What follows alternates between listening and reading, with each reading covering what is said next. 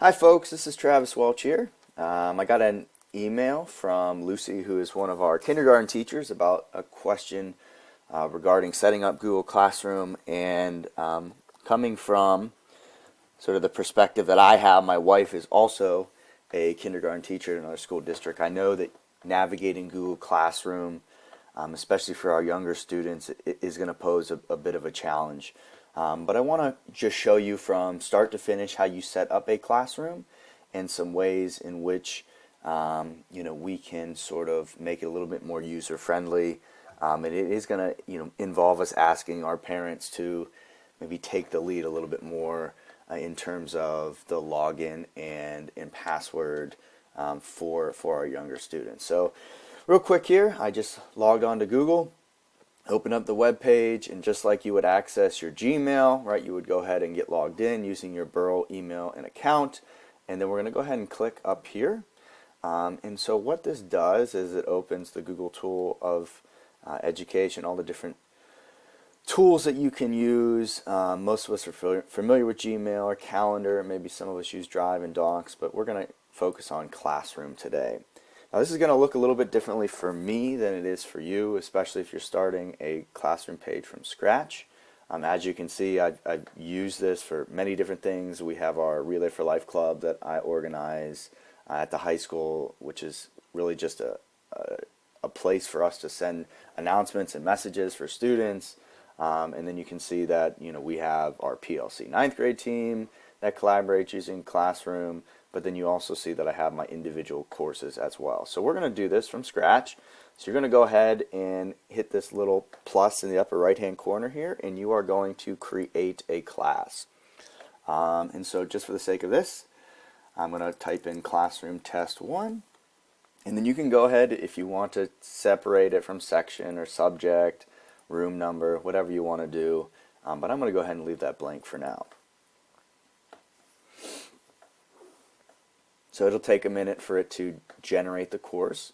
And as this is loading, some things to think about are what you plan on posting on Classroom. It can be just for announcements. So if you look, as we open up here, this is the new page. Now all of this you can change. If you want to change the title, you can. If you want to change the background, the theme, you can certainly do that. But the stream is kind of like a Facebook or Twitter or Instagram feed. So as I post announcements in here, hello, right, whatever you want to write, okay, it shows up in a fashion that is sort of the most recent is going to be at the top of the page. As you post more, it's going to continue to populate on top of the more dated posts. Now, what's cool about this is you can actually, let's say, if you're sitting up at night and it's 10:30 and you can't fall asleep and you want to go ahead and sort of get things ready to go, you can type announcements and then schedule them to go at a later date. So it is currently, it is 9:49 on Sunday here. Let's say I want this to post on Monday. So I can go ahead and I can actually schedule it for tomorrow. So that would be sort of Monday the 23rd.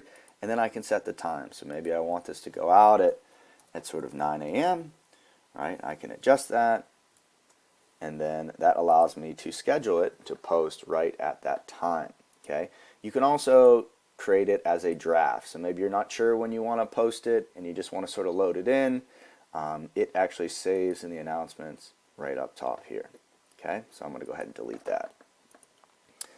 Now, as far as inviting students to the Classroom page, the easiest way to do it if you have, let's say, a class under maybe 30 is to just individually add students. So I clicked over here to the People tab, and I'm going to go ahead and just invite students, right? And I'm going to type in my own name here. Now, as far as I know, as you can see, as I'm typing in, this is my personal email, but you can see that it populates with students that have a Burl email. Now, as of now, you can only invite people from the Burl domain. So if I went ahead and invited myself here, my personal email, it's going to kick it back and tell you that you cannot invite students from this domain. So that's something to keep an eye out. Many of us are, especially in the younger grades, we're navigating kids that are, 5, 6, 7 years old that really don't use their email a lot. So this may be where we invite all of the students in our classes here. So you would just type in their name, right? Whatever student, and you can just go ahead and let me just click on a couple here. So let's say we want to invite Trista, we want to invite Travis Bitar, okay, and it allows you to just continually populate these. And so I would have my entire class list of students on there, okay? Now, in order for them to be enrolled in the class, they actually have to log into their email and then accept the invite, okay? Another way to do this is to actually go ahead and share the class code with your students. So you can, if we go back here to stream, so this class code here, typically what I would do at the beginning of the year is, as my students are coming in, they're sitting in my classroom. One of the first things we do is get them on Google Classroom, and I actually have this displayed on my smartboard. So they get in there, and they actually go to this classroom page. They hit the little plus button here in the right-hand corner, and they can join that class code that I just posted on the board for them. Okay, so another way to do this may be to email your parents their student login and password through Skyward, and then include in that email the class code here. Okay, that may be the easiest way to do that to ensure that the students are enrolled, but they each work the same. Okay, so let's go ahead and let's get back into this. In terms of posting classwork, okay, now you can add a lot of different things here. You can create assignments. So if, let's say, you wanted them to do something, you could post an assignment, you could post a question, right? There's a lot of different options here, and then you can see that with these different assignments, you can also do the same thing with the announcement post, but you can also schedule these assignments. So if you don't want this assignment to be visible until Monday or Tuesday, then you can go ahead and schedule that here, and you can choose, let's say I have multiple classes, you can actually choose what classes this assignment goes to just by the drop down box here. Okay, if you look at, you can also assign points, you can assign due dates, you can put it into different topics, and especially for maybe our mid-level grades and our upper-level grades, Google does offer the ability to do originality reports. So especially if we're going to type in open-ended, let's say we want to assign let's say a Google Doc. I'm just seeing if I have one uploaded here. So this is just a blank Google Doc. If I want each individual student to get their own copy, then I would go ahead and make a copy for each student. And then as I would sort of fill this out, picking the classes that I want it to go to, if this is something that, let's say, is a response and I want to make sure they're doing their own work, I can actually click this originality report button. And what that does is it actually,